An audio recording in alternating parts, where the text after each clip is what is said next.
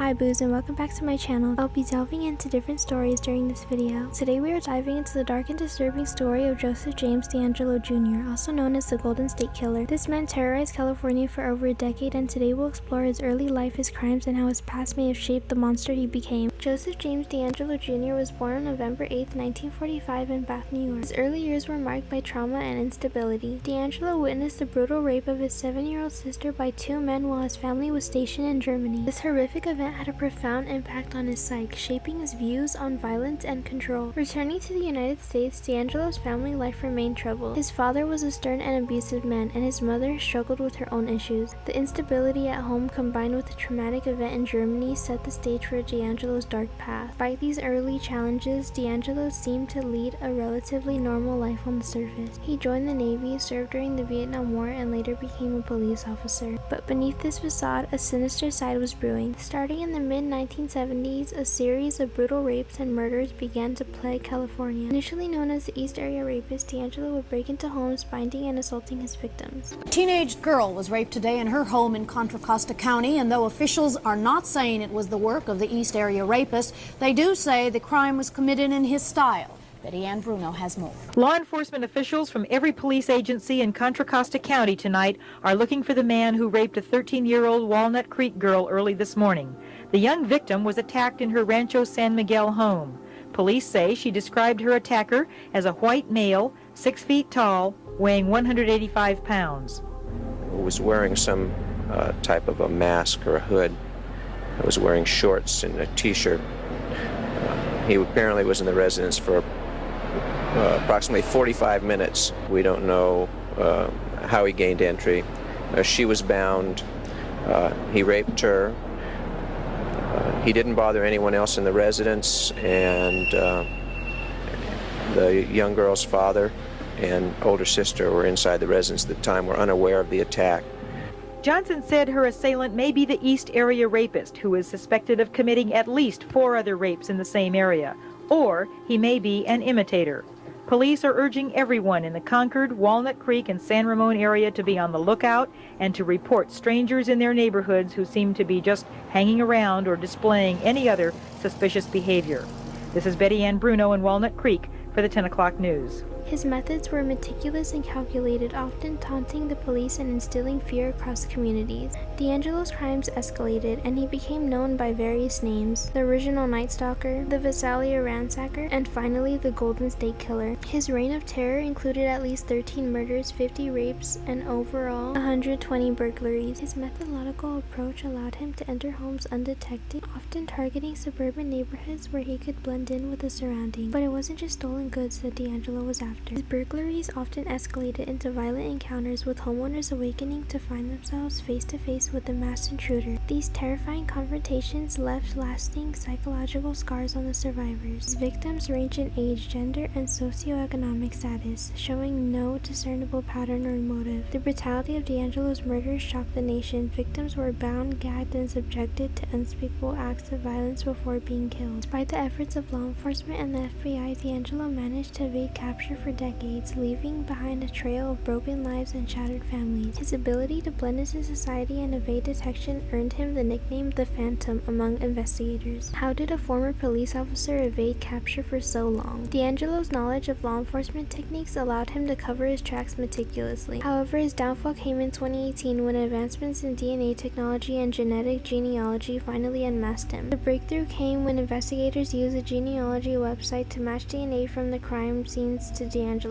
On April 24, 2018, Joseph James DeAngelo Jr. was arrested at his home in Citrus Heights, California. The decades-long hunt for the Golden State Killer had finally ended. In court, DeAngelo pled guilty to multiple counts of murder and kidnapping. His sentencing in 2020 brought some closure to the victims and their families. DeAngelo's case remains a chilling reminder of how unsolved trauma and unchecked anger can lead to unimaginable horrors. Joseph James DeAngelo's story is a tragic one, showing how early trauma can warp a person's mind and turn them into a predator. It also highlights the importance of advancements in forensic science in bringing justice to victims. I have another tragic story, the infamous Hello Kitty murder. Our story starts in Hong Kong in 1999, a city known for its bright lights and busy streets. But underneath all that, a horrifying crime was about to happen that would shock everyone. Fan Man-yi, a 23-year-old nightclub hostess, was kidnapped by Chan Man-luk, a local gangster, after she allegedly stole his wallet. Chan Man-luk, the ringleader, was a 34-year-old triad member and a drug dealer. His accomplices, both in their 20s, were also deeply entrenched in the criminal underworld. For over a month, Fan Man-yi was subjected to unimaginable torture within the confines of a squalid apartment. Abuse was relentless. Chan, along with his friends Long Xing Chao and Long Wen Lun, held Fan captive for 3 weeks, torturing her horribly. Fan was kept in an apartment where she went through unimaginable pain. The men beat her, burned her with hot plastic, and did other terrible things. She was even forced to consume human excrement. The torture didn't stop there. The perpetrators then boiled her skull in a macabre twist and sewed it into a Hello Kitty mermaid doll. Sadly, Fan died from her injuries in that apartment. Her body was really dismembered after her tragic death, and this gruesome act of cruelty gave the case its notorious name, the Hello Kitty murder. The crime came to light when a 14-year-old girl who had also been tortured by the men went to the police. Her testimony was key to bringing the criminals to justice. Upon investigation, the police were horrified to find the severed skull inside the Hello Kitty doll, along with the other body parts stored in various locations within the apartment. The trial that followed was one of the most sensational in Hong Kong's history. The 3 men were charged with manslaughter, as the court could not conclusively determine if Fan Man-yi's death was intentional due to the extensive decomposition of her body. Despite this, the evidence of torture and abuse was overwhelming. In 2000, Chan Man-luk and his friends were convicted of manslaughter and sentenced to life in prison, with the possibility of parole in 20 years. The public and media were outraged, feeling that the punishment did not fit the monstrous nature of the crime. The Hello Kitty murder left an indelible mark on Hong Kong, and it highlighted the dark underbelly of the city's nightlife and the pervasive influence of triads. The Hello Kitty murder is one of the most disturbing cases in Hong Kong's history. It shows the darkest side of human nature and reminds us of the pain suffered by victims of violence. It sparked discussions on the vulnerabilities faced by women in such precarious situations. The story continues to haunt those who remember it, stark contrast to the innocent, cheerful image of Hello Kitty. The next story is one of the most shocking and heartbreaking cases of recent times. The story of Chris Watts and what he did to his poor family. Let's start with a little background. Chris Watts lived in Frederick, Colorado with his wife Shannon and their 2 daughters, 4-year-old Bella and 3-year-old Celeste. They looked like the perfect family, always smiling in photos and sharing cute family moments on social media. Shannon was super active on social media, always posting updates about their lives, her work, and their family adventures. From the outside, it seemed like they were living the dream, but as we all know, social media doesn't always show the full picture. On August 13, 2018, things took a dark turn. Shannon had just returned from a business trip, but the next morning, she and her daughters were reported missing. Her friend Nicole Atkinson was immediately worried when Shannon missed a doctor's appointment and didn't respond to calls or texts. Cole rushed to Watts' home and found Shannon's car in the driveway, but no one was answering the door. She called the police, who arrived to do a welfare check. Inside the house, they found Shannon's phone, purse, and even her car seat. Everything a mom wouldn't leave behind. There was no sign of Shannon, Bella, or Celeste. In the days following their disappearance, Chris Watts appeared on TV, making emotional appeals for his family's safe return. He seemed so calm, almost too calm, and people started to notice. His behavior didn't sit right with a lot of folks. He told the media that he had no idea where his family could be, but his story had holes. Police were also suspicious, especially after he failed a polygraph test. That's when things really started to unravel. Under intense questioning, Chris finally broke. He first tried to blame Shannon, saying she strangled their daughters after he told her he wanted a separation.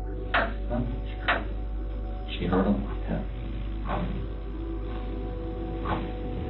And I doubt not her.